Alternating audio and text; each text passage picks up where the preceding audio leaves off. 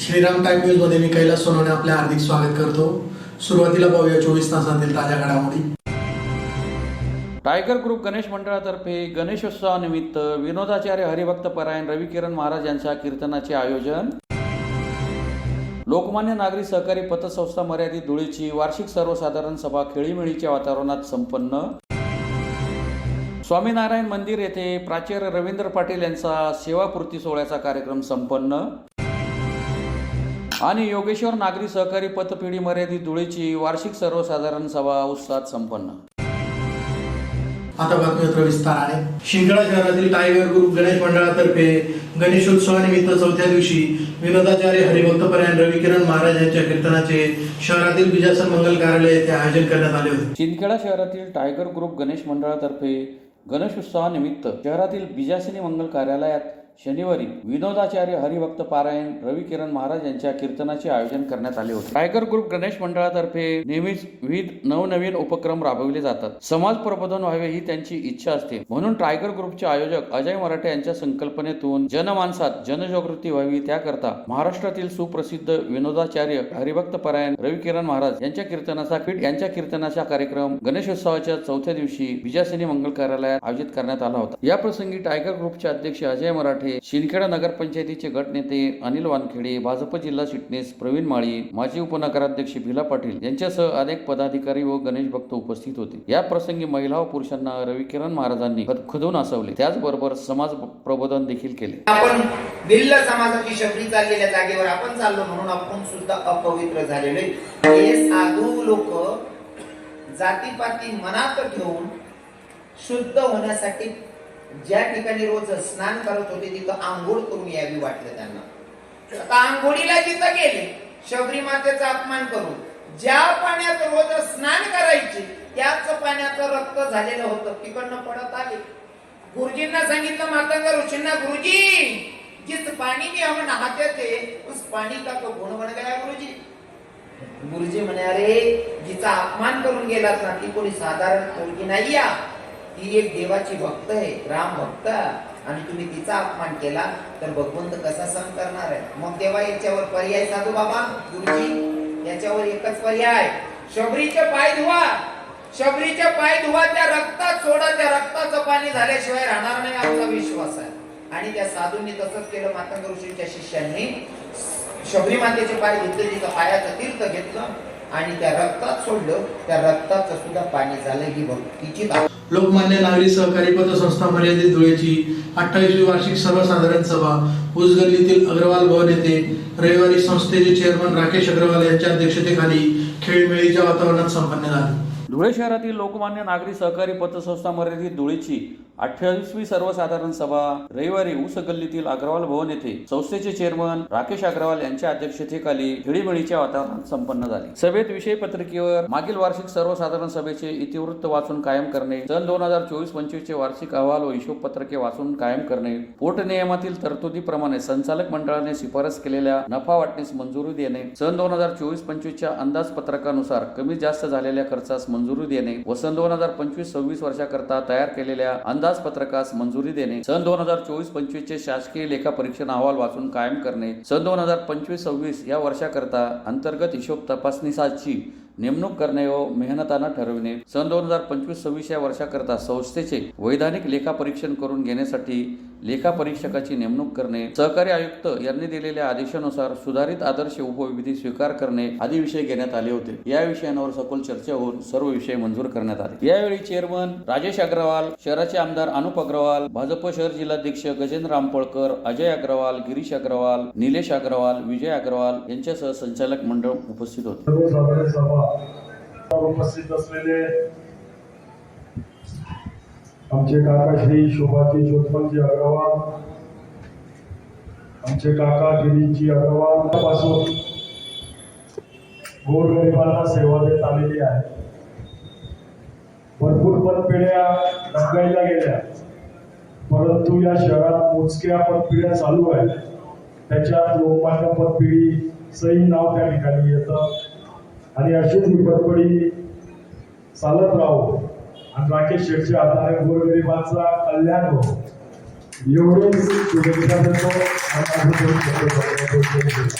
धुळे तालुक्यातील कापडणे येथील H S Borse high school व कनिष्ठ महाविद्यालयाचे प्राचार्य रवींद्र पाटील यांचा सेवापूर्ती सोहळ्याचा कार्यक्रम शहरातील स्वामीनारायण मंदिर येथे रविवारी संपन्न झाला. धुळे तालुक्यातील कापडणे येथील एच एस बोरसे हायस्कूल व कनिष्ठ महाविद्यालयाचे प्राचार्य रवींद्र निंबा पाटील यांचा सेवापूर्ती सोहळ्याचा कार्यक्रम धुळे शहरातील स्वामीनारायण मंदिर येथे रविवारी संपन्न झाला. कार्यक्रमाच्या अध्यक्षस्थानी ज्येष्ठ साहित्यिक व कवी रामदास वाघ हे उपस्थित होते. प्राचार्य रवींद्र पाटील यांनी कापडणे येथील एच एस बोरसे हायस्कूल व कनिष्ठ महाविद्यालयात प्राध्यापक, मुख्याध्यापक व प्राचार्य पदावर अविरत 31 वर्ष सेवा दिली. अध्यापनासोबत त्यांनी समाजकार्याकडेही दुर्लक्ष केले नाही. अनेक चळवळींमध्ये ते सक्रिय राहिले. त्यानिमित्त त्यांचा सेवापूर्ती व स्नेह मिलन सोहळ्याचा कार्यक्रम संपन्न झाला. यावेळी प्रमुख उपस्थित अतिथींच्या हस्ते गौरव ग्रंथाचे प्रकाशनही करण्यात आले. ग्रामीणचे आमदार राघवेंद्र बधाने यांच्यासह प्रमुख अतिथींच्या हस्ते रवींद्र पाटील यांचा सत्कार करण्यात आला. अनेक मान्यवरांनी आपली मनोगतीही व्यक्त केली. या प्रसंगी प्राध्यापक डॉक्टर श्रीपाल सबनीस, आमदार राघवेंद्र बधाने, डॉक्टर सुभाष बोरसे, माजी आमदार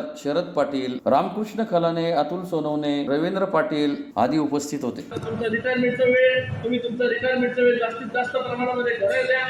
त्याच्या माध्यमातून परिवाराच्या सोबत तुमचा सलोखा जास्तीत जास्त प्रमाणामध्ये वाढला पाहिजे. शिक्षक म्हटले की कुठल्याही प्रकारचं मी शिक्षकांच्या प्रति माझं व्यक्तिगत मत आहे सर की कुठल्याही गटातटाचा समाजाचा विचार एखादा शिक्षक जर उदाहरणार्थ माझ्या विरोधाच्या विचारसरणीचे असतील तरी मला त्यांच्याबद्दल विरोध वाटत नाही. कारण की शिक्षकाने कायम समाजाला दिशा देण्याचं काम केलेलं आहे. आपण बघतो समाजामध्ये चौथा स्तंभ जरी पत्रकार असला, त्या पत्रकारांमध्ये शिक्षक, पत्रकार आणि अनेक ज्येष्ठ असे लोक असतात की ते समाज जीवनामध्ये, समाज नेतृत्वामध्ये जे लोक कार्यरत आहेत त्यांच्याकडे बारकाईने त्यांची नजर असते.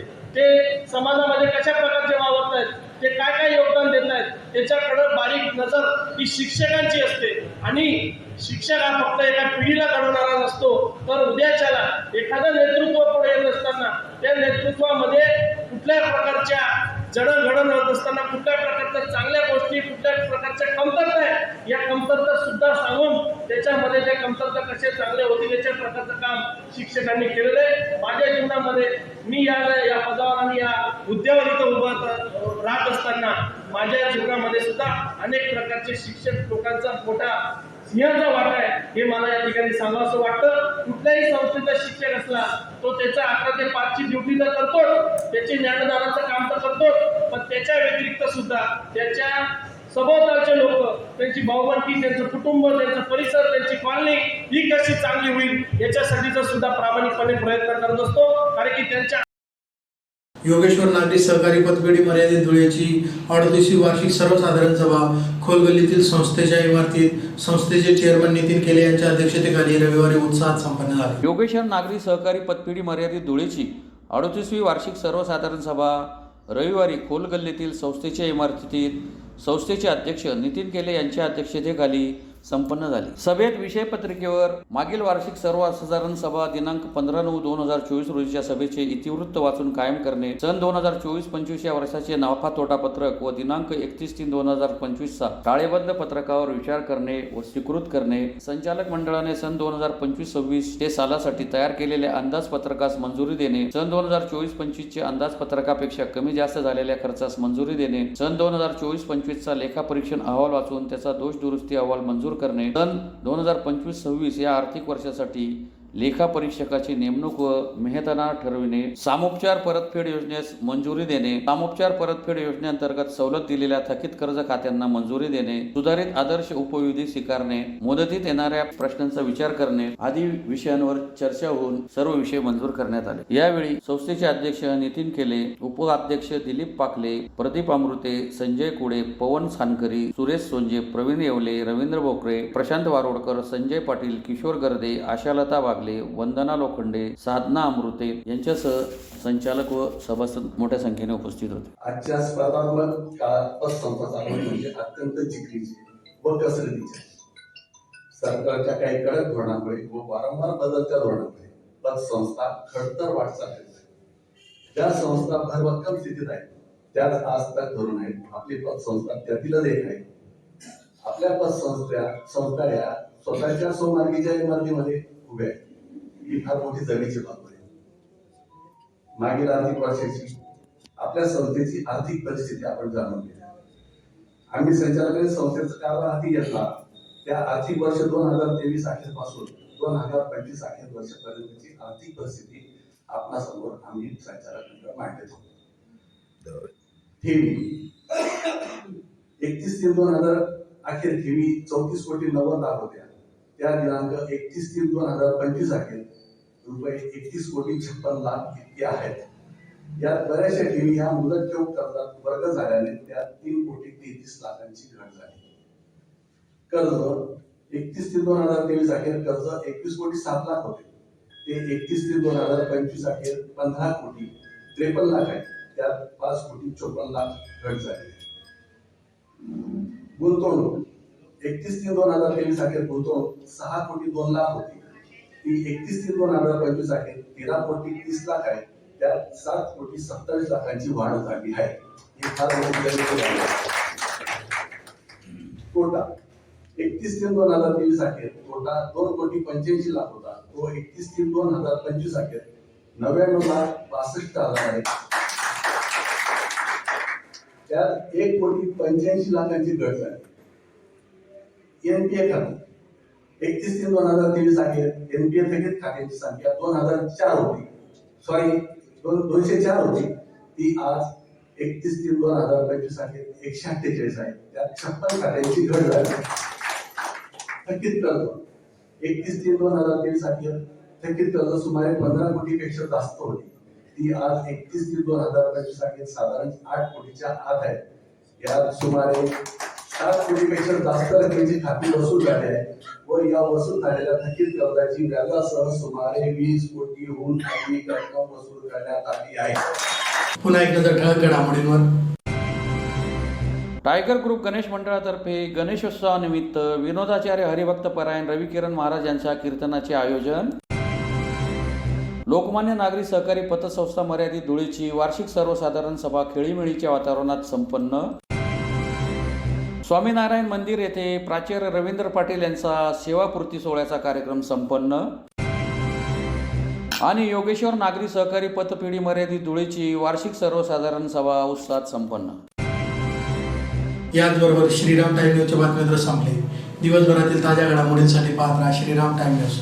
भेटूया पुढील प्रसारणात. तोपर्यंत नमस्कार.